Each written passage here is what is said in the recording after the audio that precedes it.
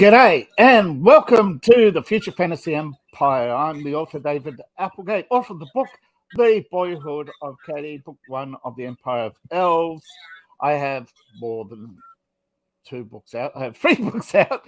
And welcome to an interview with, a series where I interview other creatives, because I think part of the creative process is learning off others. And today we have AnimeKnight. So go ahead. The first question is, introduce yourself to the audience. Hi, everybody. I'm AnimeKnight 1992. You can call me AnimeKnight or Knight. I respond either way. I'm very honored and privileged to be a part of the stream. Alrighty then. So when did you want to first be a YouTuber? Sorry, what was the question? When did you first realize you wanted to be a YouTuber? It was actually back in the 2016 when I saw like the growth of all the other anime channels, and I realized, well, if my first channel failed, I might as well get some success with my second one, because I haven't done YouTube since 2007. So I just went away for a while and came back at the right place at the right time and slowly built up a following again, and just wanting to join in with the other cool people.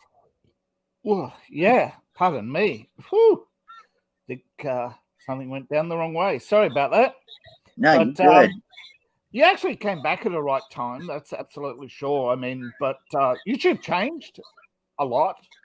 Every 4 years it changes. Mm-hmm. I've also seen some other people from when I had my first channel. I saw some of the other channels come back in some shape or form, and it was good to see the classics again, but it has changed. Yeah, we have now phenomenon like rage tubers, scam tubers. We didn't have that 4 years ago. We had commentators and reviewers. We started to see, I think, with Star Wars collectives become more common. We have different YouTube channels collaborating, cooperating, and jumping onto each other's streams. I think we didn't have as much, and I look forward to what's going on. Particularly, one aspect is how other YouTubers prepare for their broadcasts. You know, particularly when it comes to topics. How I prepare, I just set up a day and time, and I have an idea of who I want on my stream, whether it be my friends or if it's like a new person I met from another stream, I contact that person or vice versa, and we sit down and create a day and time where it's convenient for both parties, and I get the discussions going. We can talk. Basically, it's an open discussion. It can be any topic we can talk about as long as it's within civil conversation and debates, and not like ego driven rants. Rage tube. Mm-hmm. I'm not saying I coined the term, but you know, I'm starting to see it as well. I like to keep the debate. Yeah, keep it. I like to keep the topics like to civil debates and everything. Yeah, which is why most people don't discuss JoJo's Bizarre Adventure. I don't know. Yeah, there are some fans of that anime that I do respect and that I do get along with just fine. And there are people out there who will have a conversation with you. It's just a matter of how you respond to them. I mean, if you respond to them lightly, everything will be fine. But if you like go hard at them and do all this and that, then they come back at you with the same attitude. It's like, whoa, wait a minute, where did this come from? That's what I want to avoid whenever I have my top whenever I do my streams. Yeah, well, And if a person can't make it, I don't force them to come to like twist their arm into coming in. If they're busy, they're busy, and I just say, okay, we can try again another time. When are you next available? yeah. And that's how I prepare my stuff. As far as videos is concerned, I brainstorm and figure out like what figure have I done, what figure I haven't done, or what anime series I haven't reviewed yet, or what unboxing I haven't done yet that I would love to do again. Yeah, And I plan it out carefully, like how to. Well, first, if it's an unboxing, like a subscription unboxing, like Tokyo Tree, Aki Bento before they closed, Loot Anime, Japan Crate, all those ones. I plan it carefully because if it contains like something that gives me content to talk about, I'll do it. If not, I skip and then go and do the next thing, just to draw the interest. Like, what would draw more interest? Yeah, so that sorry, getting a bit of lag here. So there's little gaps. I hope nobody out there is getting notices or whatever, but hopefully the stream speed is picking up again. I just shut down a few processes in the background, so I can't monitor Twitch chats without interrupting my stream for some reason. That's okay. We're live. We're live. We're here. We're all in one piece. So yeah, that's all that matters is we got it working. Yeah, and we're happy. That's a victory I take with me. That's like a victory I always take. Like, no matter what circumstance, what technical difficulty arises, I try to find a way to make it work. It's like, it's okay. We'll figure out later. We're still live. We'll figure all this stuff out later. See, one of my inspirations is anime, and my first book came out in 2016. And since then, anime has become more popular. And I'm not saying I had anything to do with it, but I think a lot of anime-inspired books, I'm not knocking the comic book industry, but sometimes, other than a few comic book creators, they're celebrating minute sales, you know? And people are laughing at them. Whereas manga, when the manga talks about a sale of 10, they're not talking about 10,000. They're talking about 10. They're talking, so they measure their sales in hundreds of thousands, you know? Mm-hmm. So 10 yeah. And to everybody who has a comic book collection, we are not knocking you in the sense. That's not the intention. I'm just saying it's not the intention here.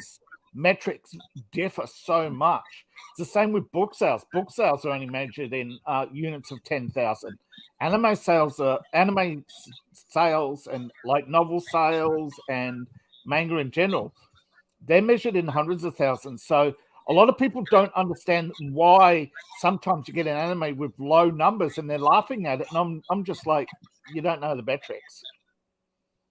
Precisely. I think channels like yours, we all got to respect the fact that it's not our culture. We're just fans of it. We're not trying to influence it. We're just exactly. We like what's presented because we want to support it, and that's perfectly fine. If you have a product like a comic book, or if you have a story or a project or a video, it's like, hey, check out my content. It's like, hey, I like your content, or hey, I like this book. Will you please autograph it?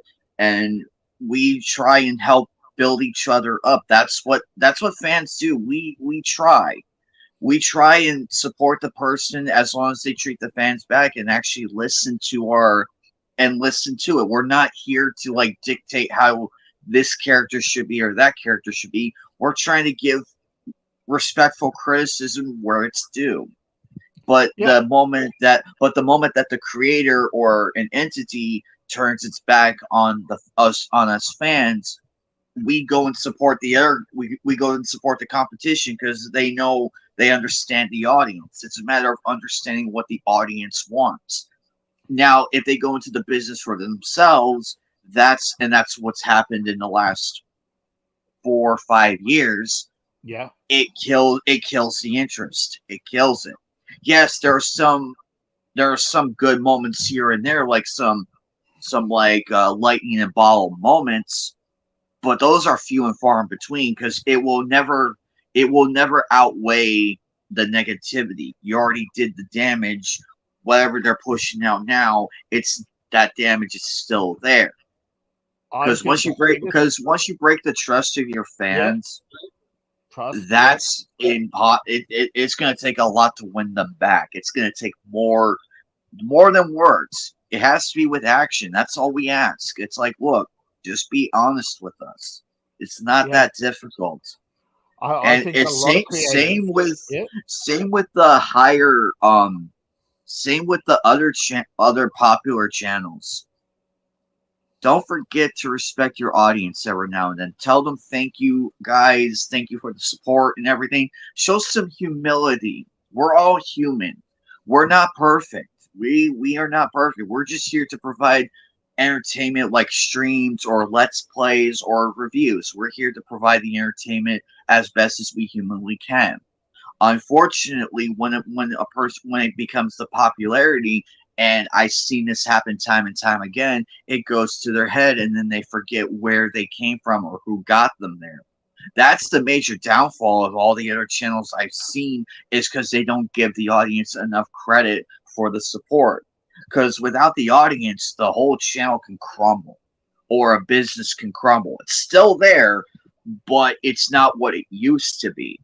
And I challenge all the viewers, whoever they are, whether you're an up and coming creator or a veteran creator like me and a few others, take the time to appreciate your audience. Take the time.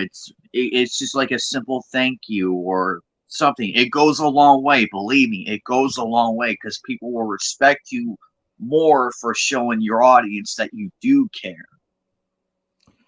Yeah, absolutely. I was going to say another. I feel like I answered some of your coming questions, so I apologize. Yeah, so it's all right. It's all right.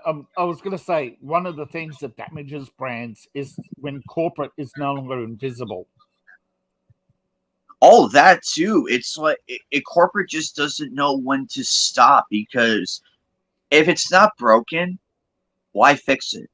If it's working just fine, it's fine. Let it just be on its way, do its own thing, and you're fine. I mean, I can think of that. That's why anime and manga are separate from the comics, because they get it. Yeah, the comic industry. The comic industry, I wish they would focus more on like what made it popular in the late 80s and the 90s. Yeah, but we it's had more still there. I believe, not to knock independence, but I believe when there was more competition, we had better stories. When the writers were paid, we had better stories. When you could go to a comic book artist, give me a page for $20, and they'll say, "Yeah, I can live with that." Now they won't even get out of bed for $250 a page, and it's like, okay, I understand that you're computerized. You're using. You've gone from CorelDRAW to very specific now versions of Photoshop, Illustrator. They're churning out art, like a frame every few hours, and pages only precisely 4 to 8 trades, and you're not even doing the colorization. You're not doing the writing. We just want to see what you got, like what story you got going, what character you have for what you are presenting. That's all we are asking. We're just asking for a preview of the coming comic that you and your group are building, or a coming video or a stream. We just want a preview of it, and that's it. We're showing our interest. It doesn't hurt to show interest in the thing. Now let me be clear. I get why people are stingy on that for the most part. I get it. Believe me, we get it. You put a lot of time and effort into this, and we respect that. We respect the work that you're putting into.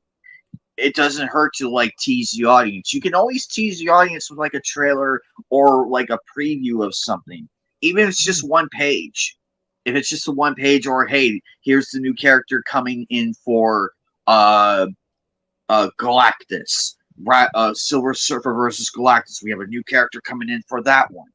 Or in a manga standpoint, Ichigo suddenly comes back and avenges Rukia's death, and he has to go and find the killer. Those are basic examples. Those are basic examples of what I am talking about.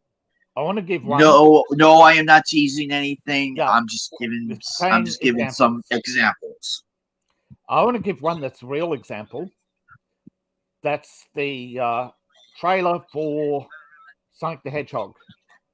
Precisely, that too. One. No teeth.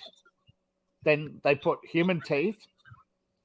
Then they, I think somebody actually said, you got the wrong number of hair, the spikes, got the wrong number of spikes. And instead of complaining how the toxic fans were going, they kept asking, oh, what else? What else? And then a few months later, they produced a new one, and they said, thanks to the fans who helped us make this product better. And that's all we want. We're not knocking it because it's like, oh, you suck and everything. We just want a simple fix that works for everybody, because I wanted to see the Sonic movie succeed. And if they went with that style still, it would have killed it. It would not have made that millions of dollars, and we would have never gotten Sonic 2. But the fact that they chose to listen to the fans and make an effort to correct whatever changes, like, okay, is this good?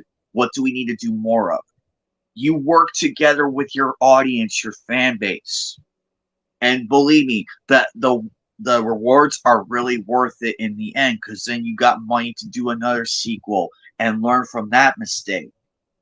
It's a learning experience, and it does not hurt. It does not hurt to learn from that. It doesn't.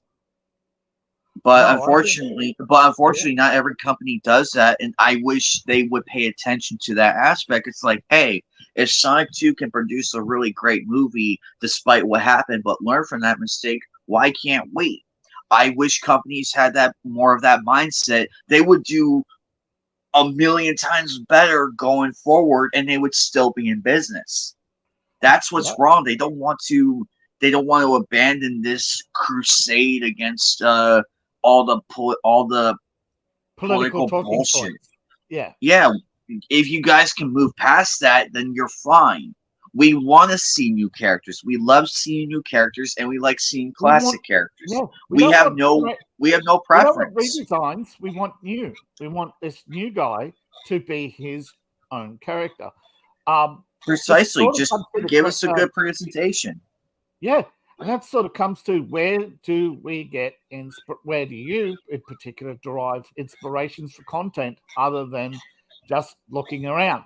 Do you have do you like gather sources or follow particular trade or anything or publications? What inspired me to be a YouTuber is because when I read the reports of like how people are becoming controversial in negative ways, not the positive, in negative ways, like, oh, he's trashing on his fans or anything like that. I'm not in this to like for the money, the fame, the fortune, all that. That comes second. I want to build up my own, be my own person within the anime gaming, like the entire nerd globe.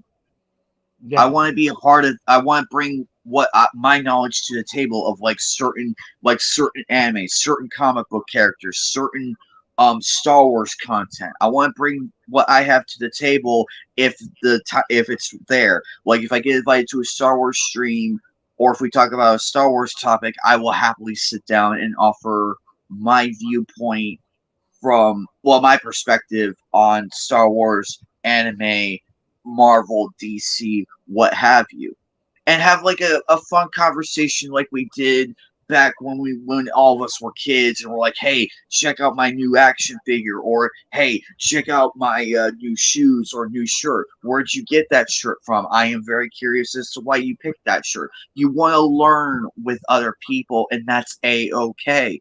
Yes, you can. Yes, you can make fun of the person of like, oh, why do you like that character, or haha, that character sucks, but you're honest about it. It's okay to be honest with the bit of criticism, but you joke with it. It's okay to poke fun at it. I mean, look, I'm wearing a Cowboy Bebop shirt. I get knocked for like saying, oh, why you like that kid stuff. Certain people like that, I rebuttal. It's like, this ain't for kids. If you watch the series, you would understand why it's not for kids, that type of thing. But I digress. It's because it's okay, and it's okay to have a civil conversation and just have fun. It's okay to make fun of each other. It's okay, and have a good laugh about it. We're all there to laugh, have fun, and learn from other perspectives. Yeah. I mean, my roommate doesn't like Captain America, even though I know a few people who do. I like certain aspects of Captain America, but I respect my roommate's opinion on it, and she gave me her reasons why, and I respect that. So I'm like, okay, I respect that.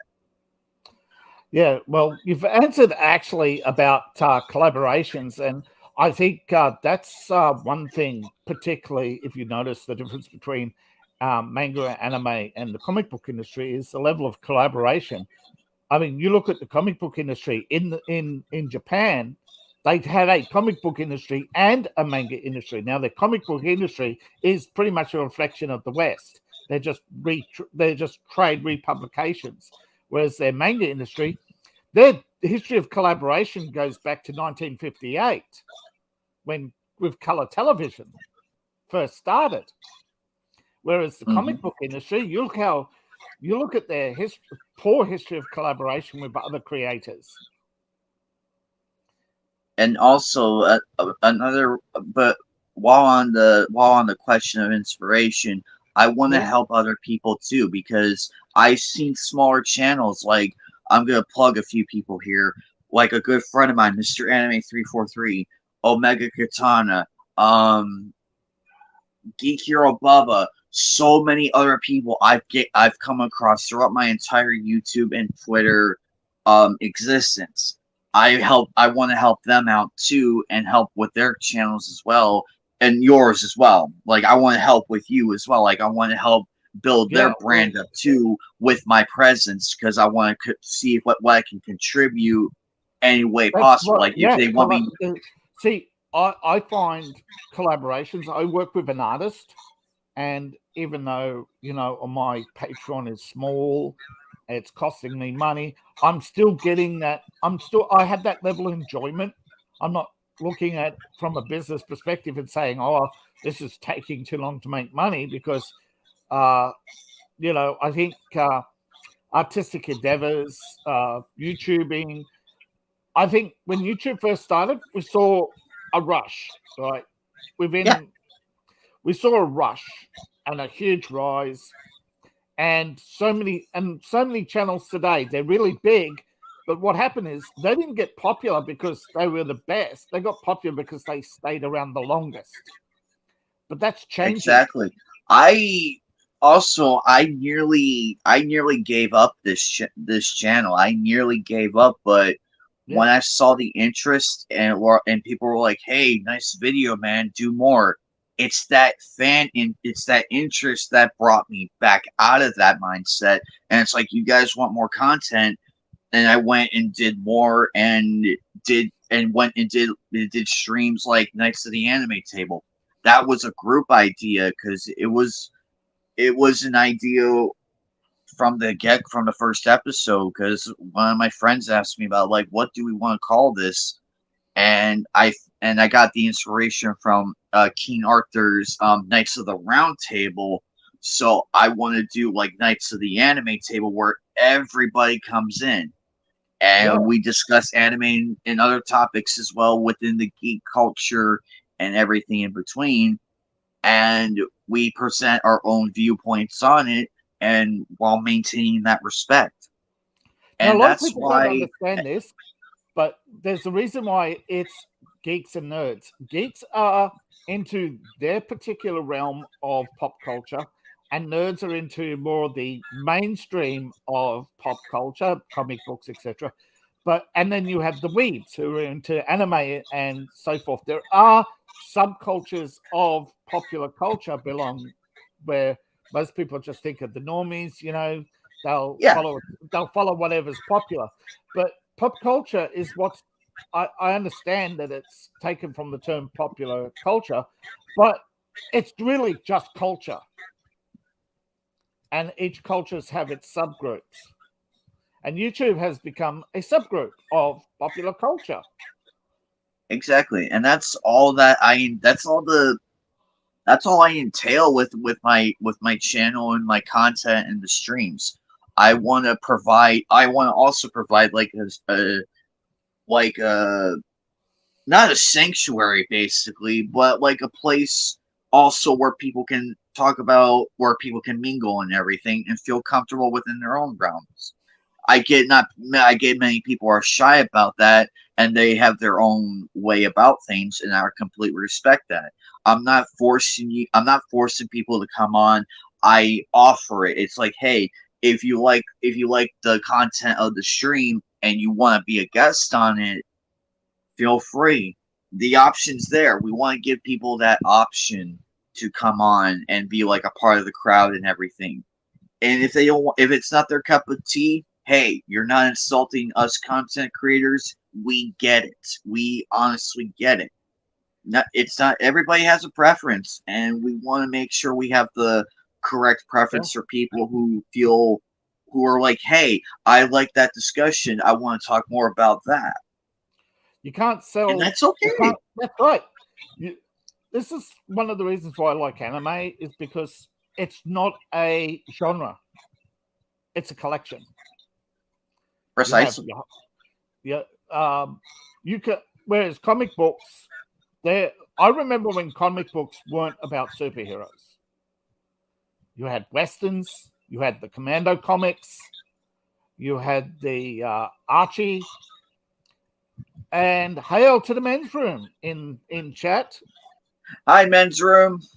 Yeah, speaking of channels to plug the men's room, I do coffee and gaming on the men's room. Yes, men's room. Still a big thank you to them for a lot for the invite to their stream as well. Big thank you for that one.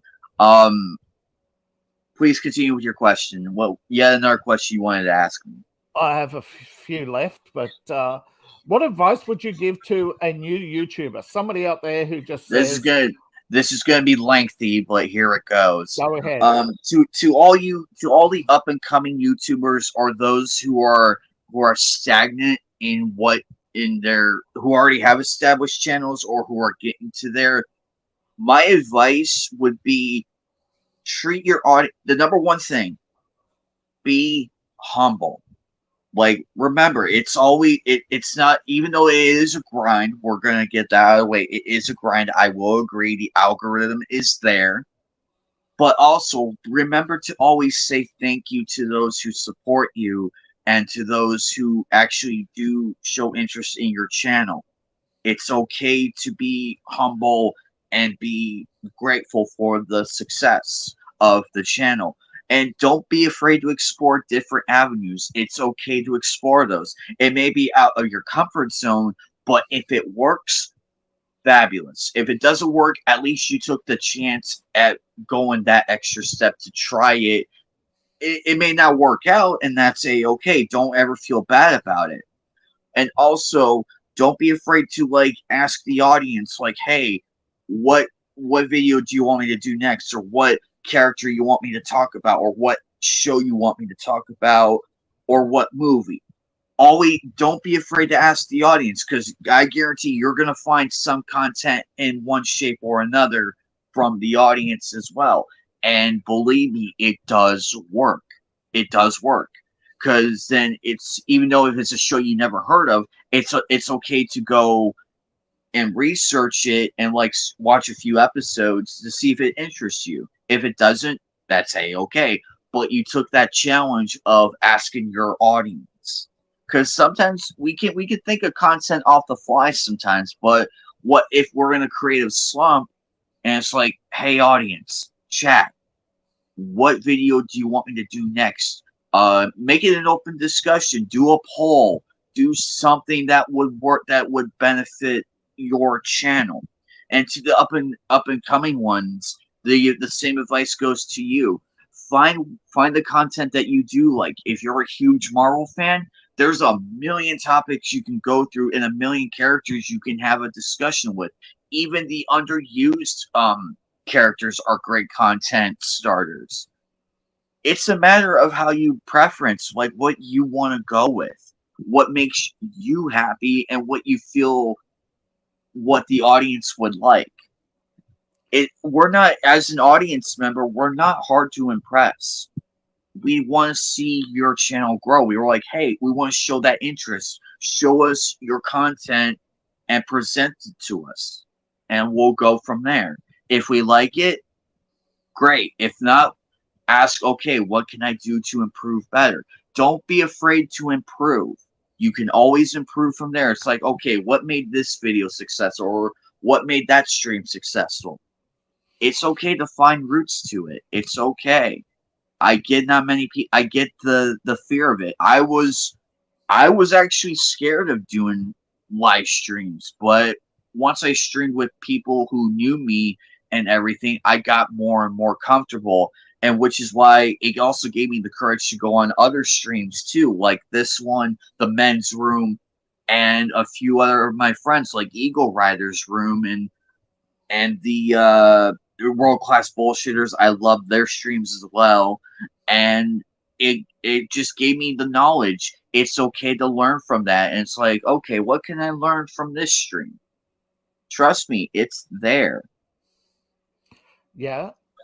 If anybody's ever done media studies, even if you've taken an online course, the first thing they do is show you other people's media. Precisely. But you learn from others. However, I'd like to use anime once again. Is the difference between anime and Western comics is the level of interaction with their fans. Now, a lot of people aren't on Twitter, but they were the first. They were amongst the first to sign up. You look exactly. You look at anime Twitter, and you see where you see artists going, "Hey, you like this? Do you want Goku to change? Do you want Goku to be older? Do you want As an example, they do that. Before they're even thinking about changing the characters, they're on Twitter looking for the criticism, and then they're taking notes. And that's a big thing. Exactly, and that's a big thing too. Here's one more. It's okay to take criticism. It's like, could you improve on that? You ask your audience what you can improve on. Now, granted, here's the thing. It's okay to take the harsh truth. Some people, there are brutal truths. It's like, could you do more of this and less of this? Don't take any advice the wrong way. We're not knocking you or anything. We are not. We want to help you improve and learn from, like, how can I make the next video better? It's okay to take criticism. Actually, no, wait. Correction. Constructive criticism. It's okay to have constructive criticism of what you don't like. If it doesn't jive with you, that's fine. It's like, hey, I love your video and everything, but could you elaborate further on the next character that you do? Because you did great with this one, but we want to hear more about the character as well. Can you dive further into that? And that's okay. Because then if you do that and take the steps from, like, the advice of other content creators or the audience, you will see massive results. It's not going to be overnight. I guarantee. I can't say. I twisted my words up a bit. It's not going to be an overnight thing. For many channels, it does. For some weird reason, it does. but it builds up and you will see the change. It happened with me. I was a very, very small channel. I am almost to 200 subs, but I took the time to step back and listen to those around me who are giving me thoughtful insights on what to do and how to improve. And I took in that and ran with it. I done other topics that were out of my comfort zone. Believe me, I understand. We get it. Unfortunately, I wish all the bigger YouTube channels would help out the smaller ones too.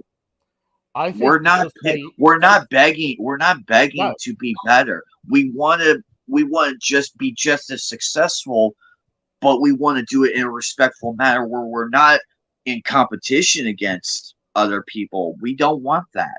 We just want to put our content out there, and if it becomes successful, great.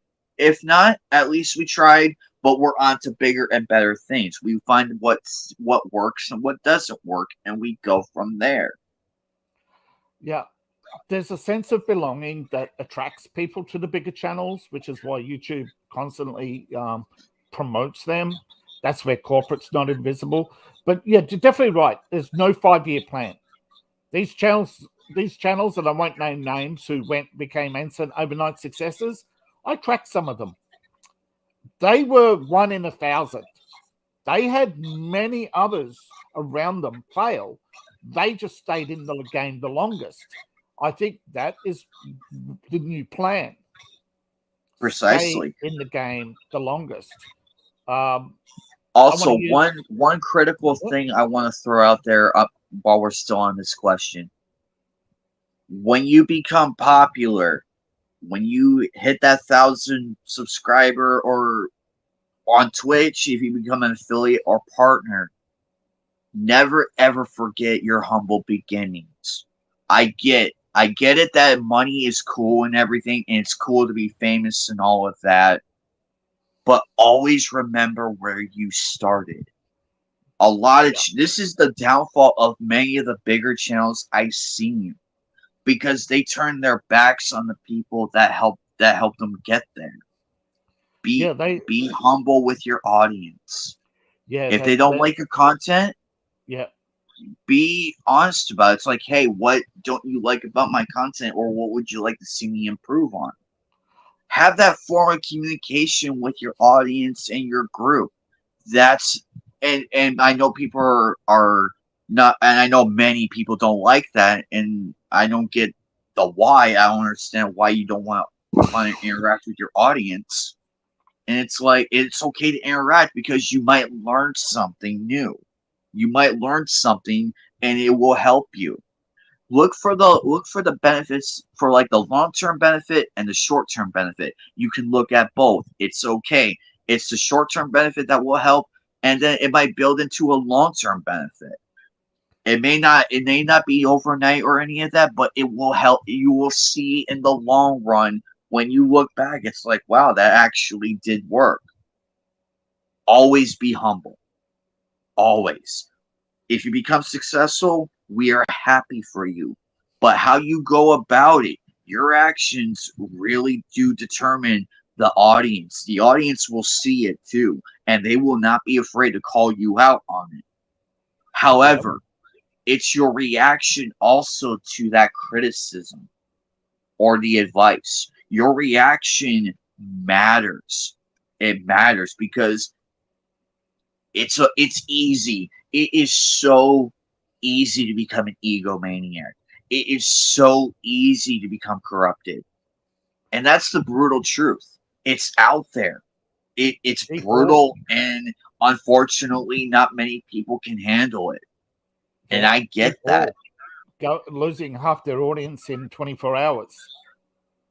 Precisely. Never turn your back on your audience. That's the number one killer of a franchise, or in similar cases, YouTube channels. Look at the bigger channels. You saw the controversy surrounding them when they took a dump on their audience. Look what happened. They revolted.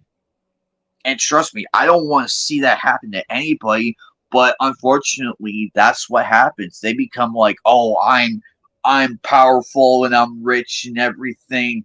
Forget you guys." Yeah. That's a scary mindset to have, and unfortunately, it is very common. It's a lot more common than it was back then, because back then it was barely noticeable. But now in this day and age, it's way more out there. And unfortunately, it happens to the best of us, and I wish it didn't. I really wish it didn't, but I can't sit here and dictate how one should do. I don't have that right, and neither does anybody else. We can offer our constructive criticism, but it's the reaction of that person that defines who they are as a content creator and as a human being. Sorry. If they do not change, it's okay to walk away. If you feel unsatisfied with the content creator, or if they insult you like, "Oh, we don't want your money, get the fuck out," it's okay to walk Take their away and go. advice. It's okay to walk away and go find someone who does care about the audience and who takes the interest of the audience into account. Yeah. And I, that's I was going to all I say, want to see. I want yeah, to see people succeed. I yeah, do. yeah. I like what you say, and I want to say, I think one thing you didn't define well is why some people quit, and I think that's stress. There's the phenomenon going on. There's a Oh, growing phenomenon that's a great called question. content That's a stress, great question. and how to deal with content stress, because that's a growing phenomenon we haven't seen anywhere else. And on YouTube, there's this phenomenon called content stress. How do you deal with it? That is a very great question. How I deal with the stress of content. I do I put out a video and I sit back and wait and see how it does before I move on to the next thing. If it gets little views, that's okay. I can go and do the next video anyway and see how it does, like what jives with it. And I put more effort into it. Like with like with the streams and everything. I do the best I humanly can with what I can work with. If the content doesn't work, I go and explore different options. And if you are stressed out, sit back. It's okay to sit back and like watch other people's content for knowledge, like learn from others. It's okay. If you're stressed out because and I will take real life into matters. If your RL life becomes too complicated, it's okay to take a step back and go take care of that. We the audience get it. You're not offending us. You're not disappointing us. We understand. You are human as well. It's okay to be human. We don't expect you to chill to like push out 20 videos a day. We don't want you to overstress yourself, because that's how channels burn out quicker. Take it a step at a time. Find what fits your schedule. If you have a free time and you want to feel the urge to do a video, go ahead and do it. If you want to do a stream with people, go do it. If you want to spend time with your family, go do that. It's up to you, the person, the content creator, on how you want to handle it. And I get it. The stress is there, but it's okay to admit that, hey guys, I want to take a break from doing this because something happened in my life, or I want to go and relax. That's okay. We're not holding you accountable or anything. It's okay to let your audience know that, hey guys, that it's okay to let the audience know that you want a break. No, we are no well, sorry, we understand. I told some of my people, I'm like, hey guys, I'm taking a break from doing videos and everything else, Yeah. and I stepped back and watched other videos and other content channels and everything while I was taking my break. And I came back with that knowledge and started improving on it. Yeah. It's okay to step back and learn. But if you feel like it's not cut out for you, do not hesitate to walk away. You gave it your best shot. I am not discouraging anybody. I am just saying, if you ever feel the need to walk away or if it becomes way too stressful, it's okay to take that mental break and let your mind relax. Don't overwork yourself because it's not healthy. Because Absolutely. you're a human being with emotion and feelings. It's okay to express that. And I get it that other people react differently to that, and it's okay. If people react negatively to it, ignore them. But also at the same time, find the people that do care about you and your well-being and the content who do support you. Listen to those people because it will help your mentality. Because if people bitch at you, nag you to no end, or just flat out insult you, like, oh, you're a quitter, this, that, and that, you're giving them the attention rather than the people like us who are saying it's okay to take a break. Go ahead and go. If you feel stressed out, go and do something to alleviate the stress. Or if something happened in RL that was beyond your control, go ahead and handle that. The content's going to be there. The audience is still going to be here. We're all still going to be here. It's okay. And that's how I handle the stress. Absolutely. Because we can't help our thoughts, but we've got to be able to dismiss them. Acknowledge and dismiss is what I was taught in meditation. That a negative thought, you acknowledge you had it, and then you say, I'm done with you. Or you take a negative thought as constructive criticism. It becomes practice. It's not a success overnight where you go bang, bang, bang. Hey, I can now manage my stress. But I think it comes back to you may see this big channel go from 0 to 1 million, but 6 years down the track, they're gone. So don't stress how fast and how far other people have come, because it's your journey. There are 1 million creators out there right now who are all on a different path. We can't control what we like.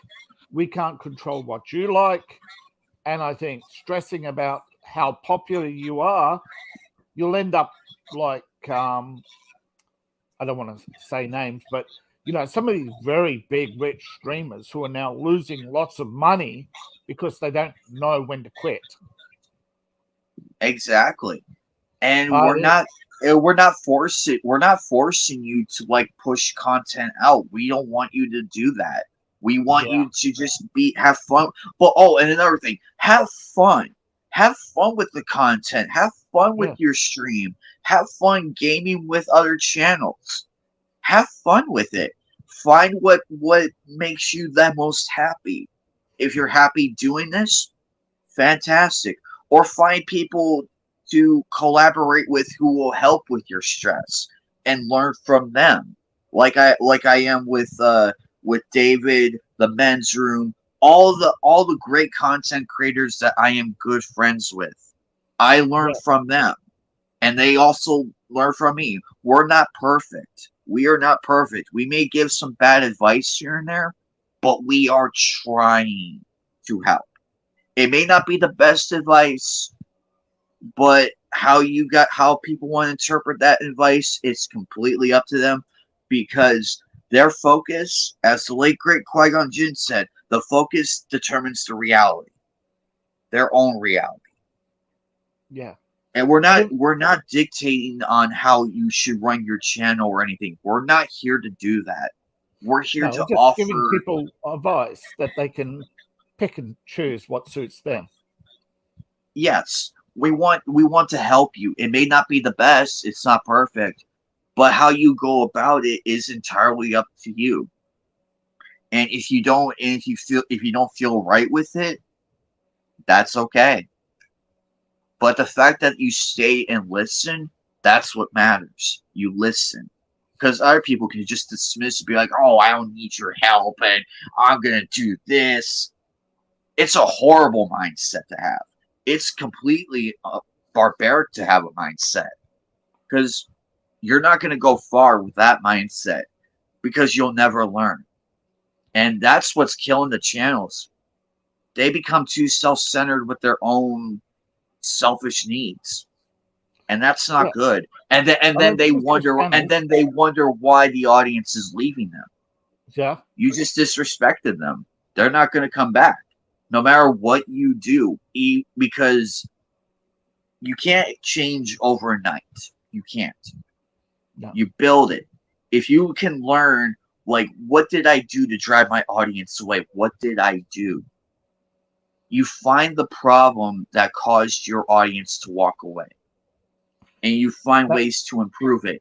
And if you show effort into fixing what happened, there's a possibility that audience that walked away will come back.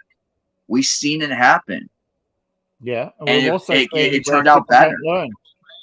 It turned out a lot better for everybody. Yeah, we've seen content creators who push themselves to do bigger, more outrageous stunts, and they're still either they haven't grown or they've lost audiences. But I think, what would you do if you had a bigger budget? What would you do different than you do now?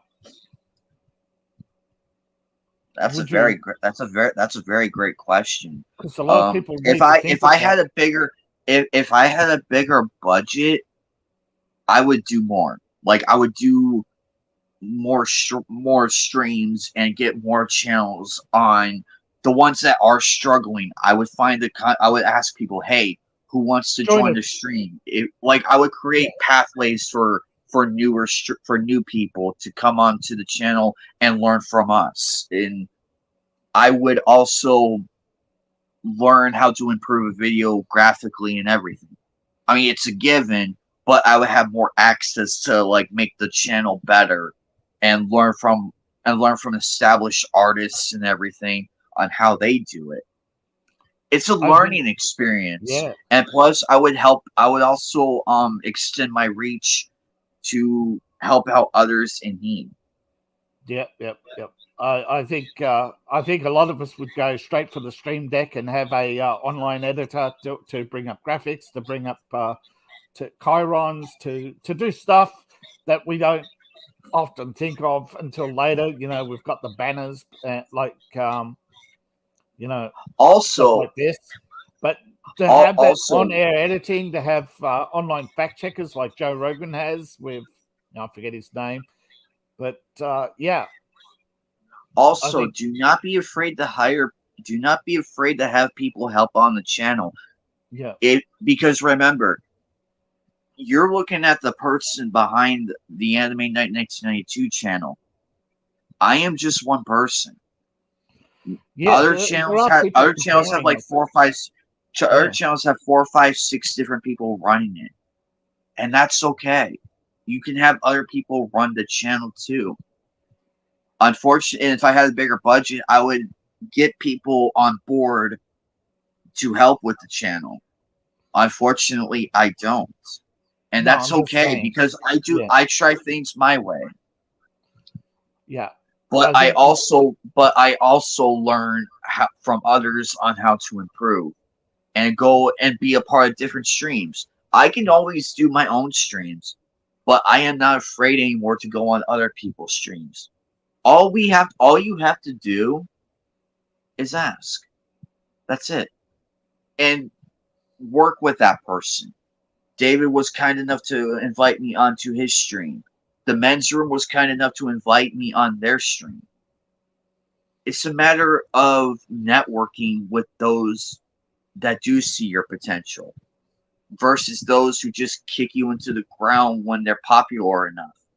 It's like high school.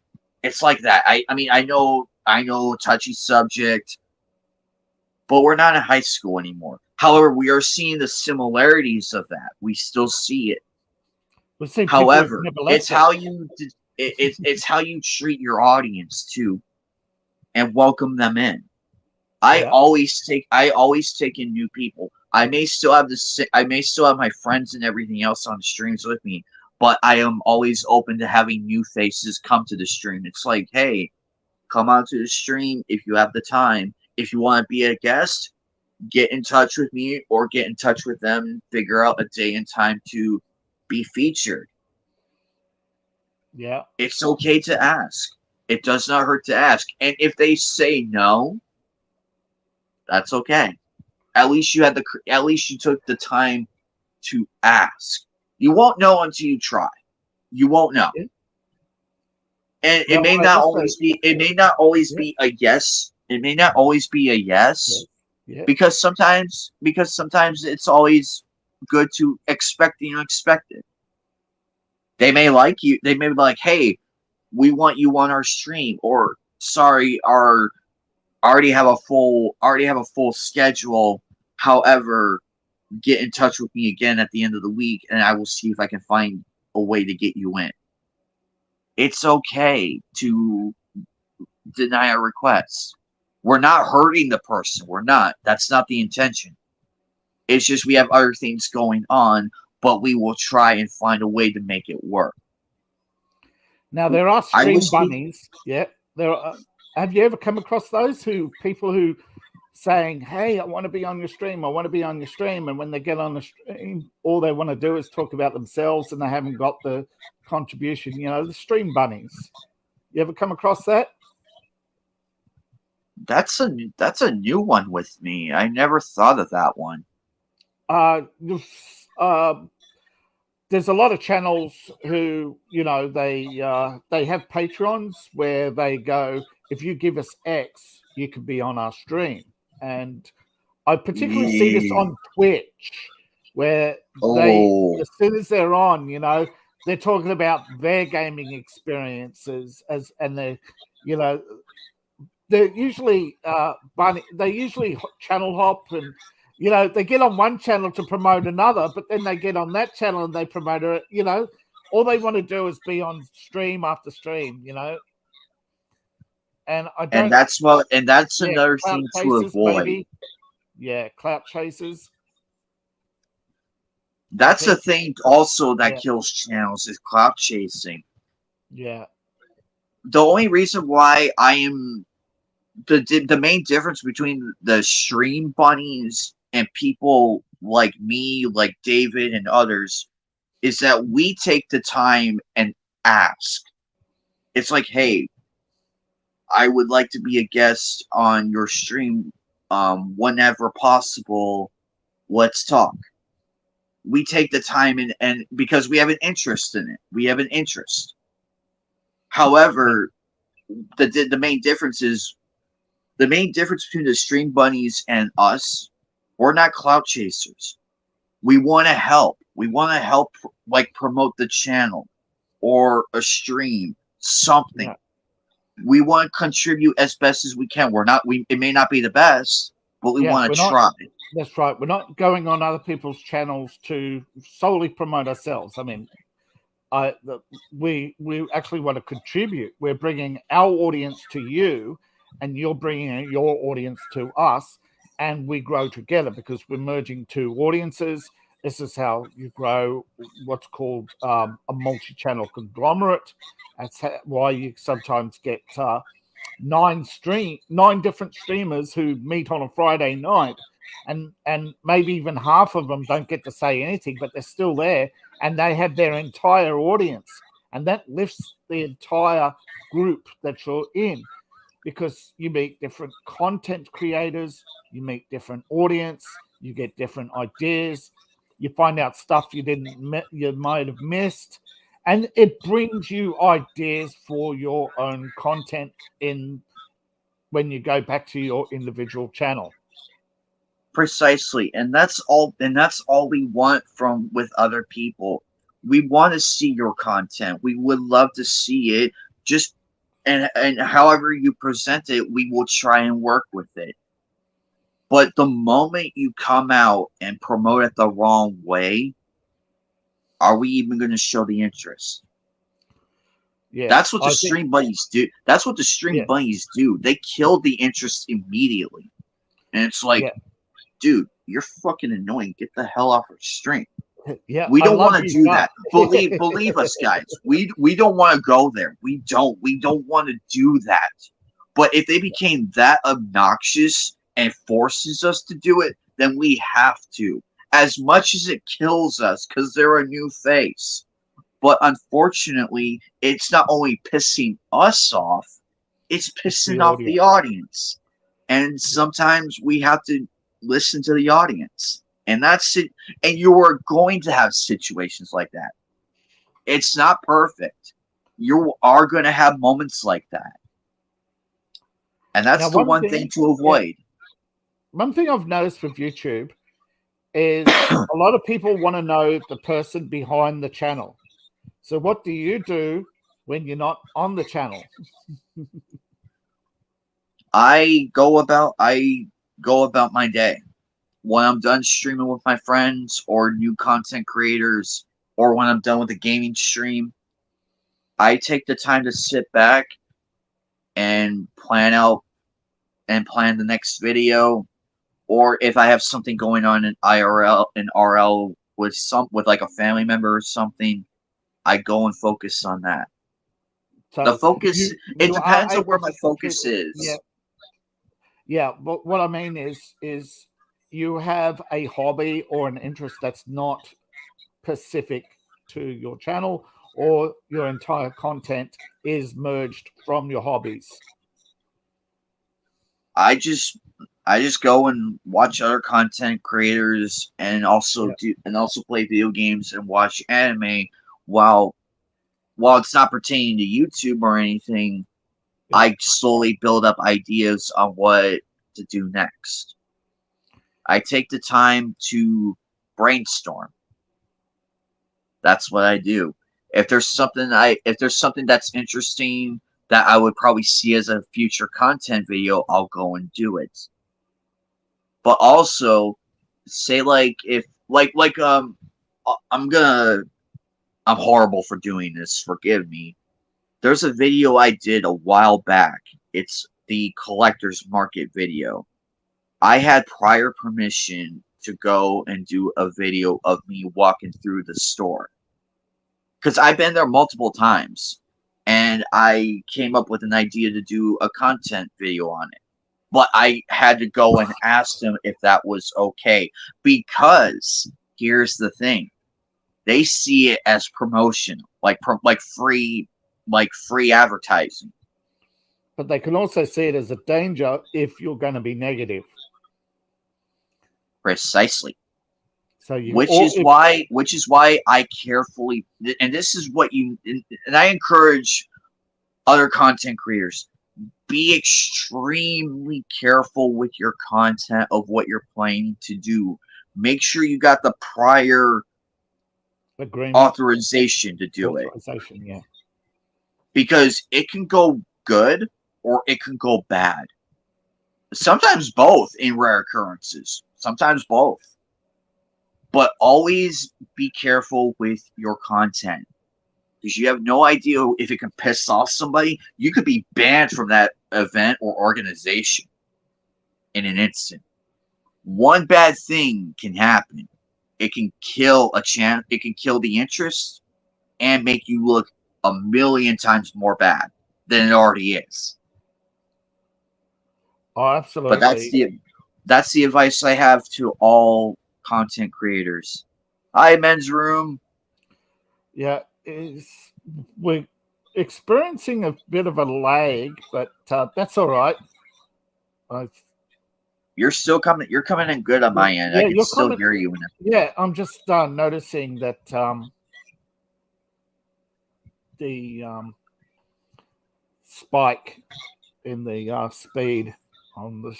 So I just shut it down. I'm going to ignore it now. I'm just going to hopefully the video quality will stay at least it's staying above the minimum line required for the stream, so it's not like we're going to be cut off. So we're almost finished anyway. Anything you'd like to add?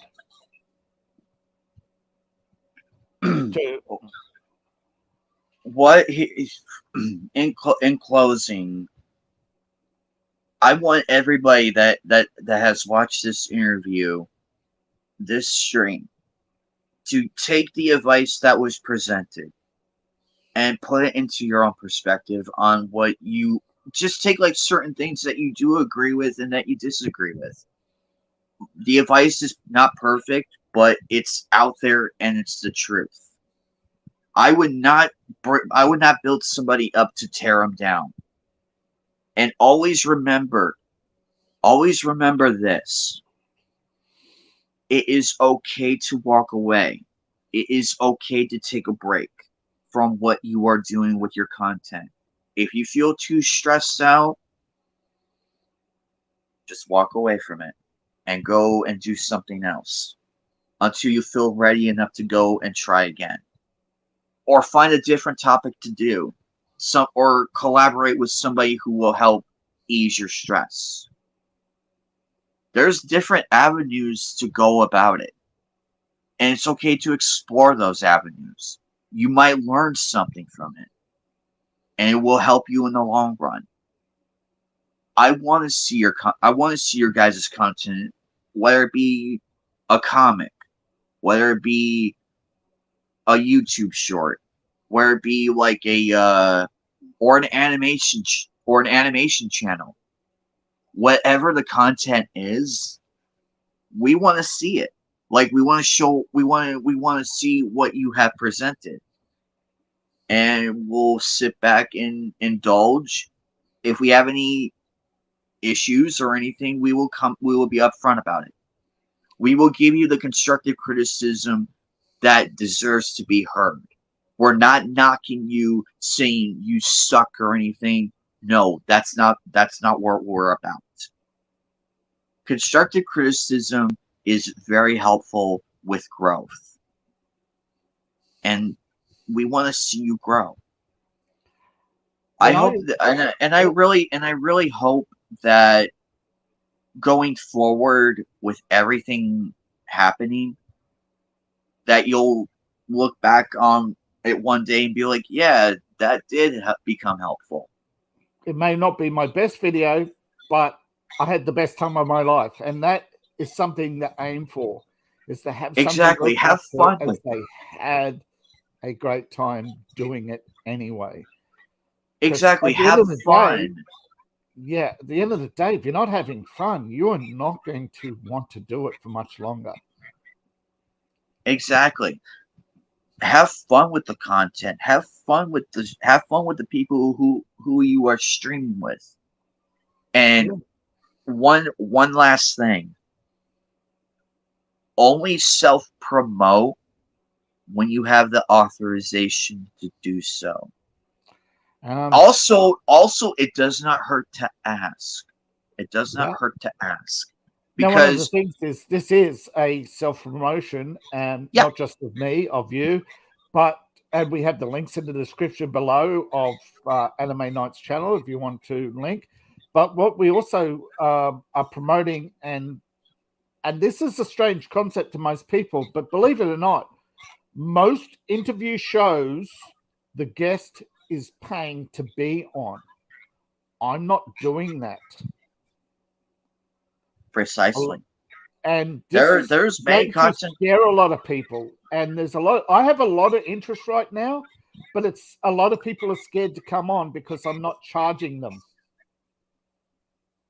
And he does make a good point. He does bring up a good point. A lot of people will charge a crap load of money just to do stuff like this.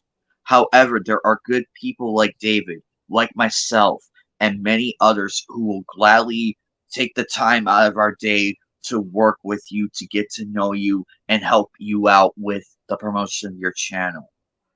And I get why people are. Me and David and everybody else, we get it. It's like, oh my God, how much is this going to charge me? Or I don't have enough money for the service. We don't want the money. We don't want your wallet information. None of that. No, we just want to give you our time and your the support patience. is voluntary. We're not making you buy a subscription on YouTube to get extra content that should be given to you for free. We're asking you to support our channels how you want to support us, whether it be social media or however we choose to financially incentivize, should be voluntary. If we get to the point where the big channels are saying, well, we're going to charge you now $12 membership just to see our content, that's happening now on Twitch. They're talking about $5 memberships, and they're making money off advertising. We're not, and I honestly think we're going to see the next 4 years be very interesting because we're entering a new period of YouTube, and that's PayTube. Exactly. Plus, on top of everything, we prioritize. Always remember, prioritize. Prioritize the customer, not the platform. Because we want to help you. Yeah. We don't want money. Money is second to everything. We want to give you the attention, the proper advice, and the help that you do deserve at no extra cost. And heck, you can even watch our videos for free. Yeah. We're not charging you a membership, or like David said, we're not charging you anything. We're giving you our time and devotion to help you. People leave YouTube and actually start their membership channels, and they're not growing. They've got their captive audience, true. They have a few million audience, that's true. But look at the levels, look at the amount of investment, look at the time and the efforts, and you look at their careers. They're not lasting. I honestly think PayTube is going to hurt us in the short run, but in the long term, it's going away. Precisely. All I'm doing is asking people to subscribe. My Patreons are voluntary. My PayPal's voluntary. Buy me a coffee is voluntary. Following us on social media is voluntary.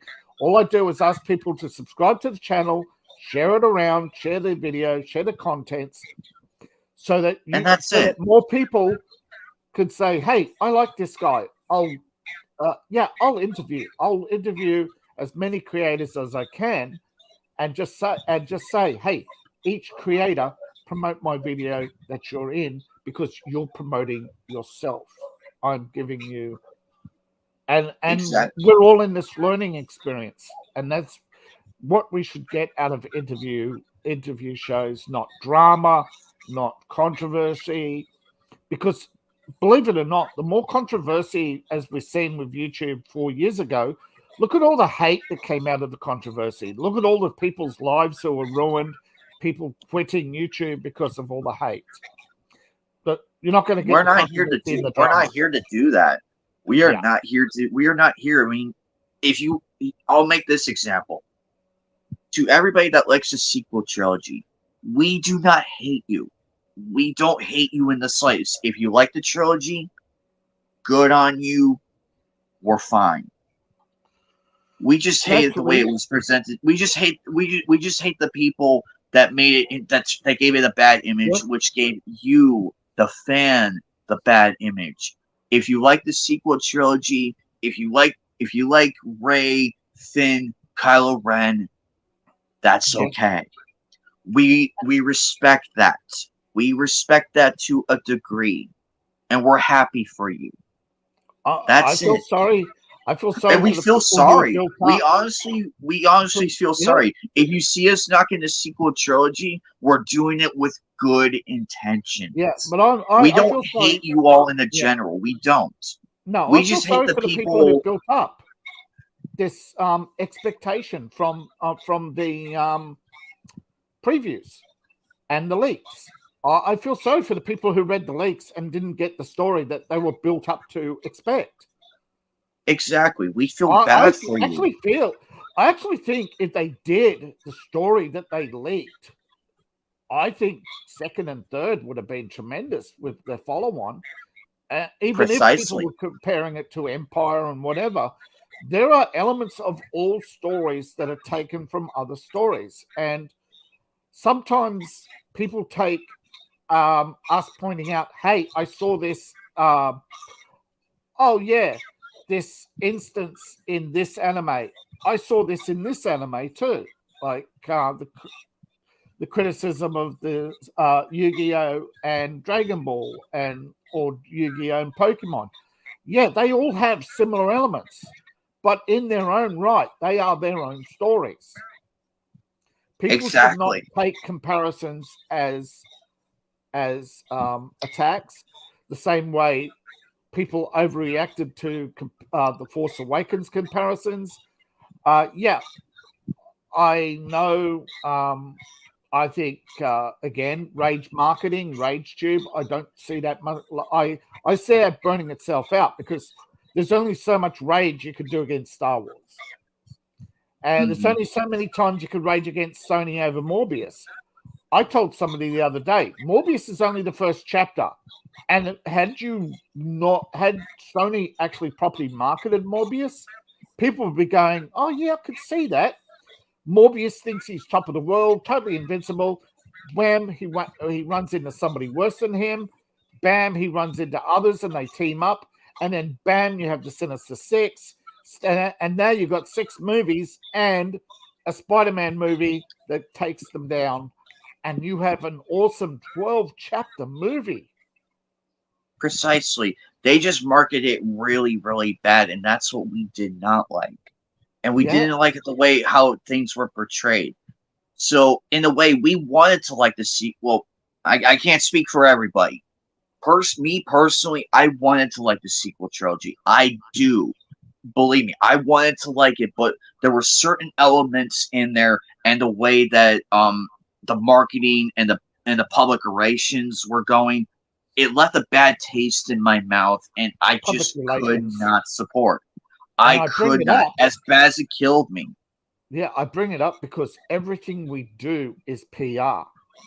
We're live, or even if we pre-record or upload later, it's public relations. And we're closer to the public than a movie is. When I did English class, I learned the difference between a critic and a review. Too many people claim to be reviewers, yet they're critics, and there's critical reviews and there's reviews. Now, a critic is just making rage. They have been around for a long time, the Walter Winchells of this world, who criticize everything. Then you have the reviewer. You had Oprah go from a critic to a reviewer to a content creator. I can't think of anybody who's actually a critical reviewist right now, but you get a few of them on YouTube who they'll give you a taste of the story, but they'll do it. They'll still criticize CGI, and I'm finding that is a balance. I'm not against critics. I'm against rages, and that is people who have to criticize everything and have to rage against everybody and everything. And you don't we give what David and I are trying to say is we give rational criticisms. We're not here to like insult the intelligence. We want to have a debate where we keep it civil and constructive. You can still like the series, and we will not knock you for it. We may not like it, but we are giving you the time of day to listen to why you, the person, likes it. We may not agree with it, but we took the time to listen. Yeah. And that's all we do. We listen. We may not like what people say, but we took the time to listen. And with And that, that's what makes us and that's what makes us all different. The Ragers, they do their thing. We may not agree with it, but we're still listening. But we interpret it our own. And it's more a warning about the Ragers. We see them all the time, creating YouTube. Even some of them who've built up 1 million following. As soon as they run out of content, so that's my advice. And I'm going to interview more people, and we're going to have different perspectives from different creators, not just writers. People are going to give writing tips, hopefully YouTube tips as well, and hopefully I'll start meeting some of the booktubers as well and learn about the new evolving YouTube, because YouTube is evolving, where we're now getting news and sports. It has their place, but we're actually finding this. There is right now, today, 1 million hours of content, and it's across a spectrum.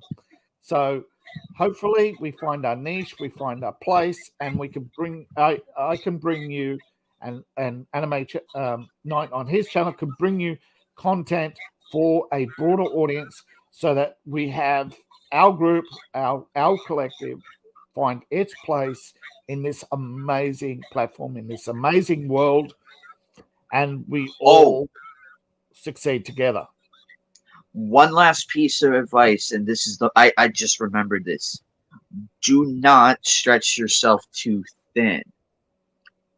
If you do, because this is what I see happening with other channels. They're spreading themselves too thin. You have to plan it out carefully. You can still have, for example, I have my channel. I have my YouTube channel for all the anime stuff and everything. Rarely do I post gaming stuff, which is why I created a Twitch channel for the gaming aspect of AnimeKnight 1992. I have a Twitch channel for that. It's okay to expand, but the more you expand, the less control you have. Because people expand way too quickly and they fall quicker. That's what we're seeing also happening. It's not being addressed. I don't see this being addressed at all. Yes, I'm happy people are like expanding out to different ventures and everything, but they're doing it too rapidly. If you steadily build up and expand, you'll have more success if done properly and carefully. I am not knocking the bigger channels for doing this. I am just saying I'm seeing way too many channels expand too rapidly and die out within 3 to 6 months. Yeah, a channel that started and they get 20,000 views, and so they go, "Oh, I'm going to do gaming now because gaming's big," and then they follow, and then they say, "Oh, I'm going to do this massive online. I'm going to do what's popular," and they're doing two streams. They're on a stream every day. They're gaming every day. They're 20 hour. They're 10-hour days are just content, and that's burnout, people. That's burnout in anybody's book. And also, it also kills the prioritization too, because you can only prioritize so much. But if you do it if you carefully prioritize and work and find what works for you, I can't guarantee you'll find long-term success, but it will happen. And it will happen, but it won't be overnight. It'll happen in the longest run. I know I twisted my words up there. Sorry. Yeah. What I'm trying to say is, if you prioritize carefully, the rewards will be so much better. Because if you take the quick and easy path, you will burn out within 2 to 4 months. Yeah. Or we've seen channels who enter a 6-year spiral of death because they get big fast and then they spiral down because there's only so much rage or so much controversy, or a TV show they cover or an event they cover is over. You have to be prepared to diversify. You have to be planning ahead. Yeah, there's a lot of things, but I hope everybody's learned something. I'd like to thank AnimeKnight for his time. Thank you, everybody, for coming. A pleasure. Please like, share, subscribe to the channel. Hit the notification bell to never miss a thing.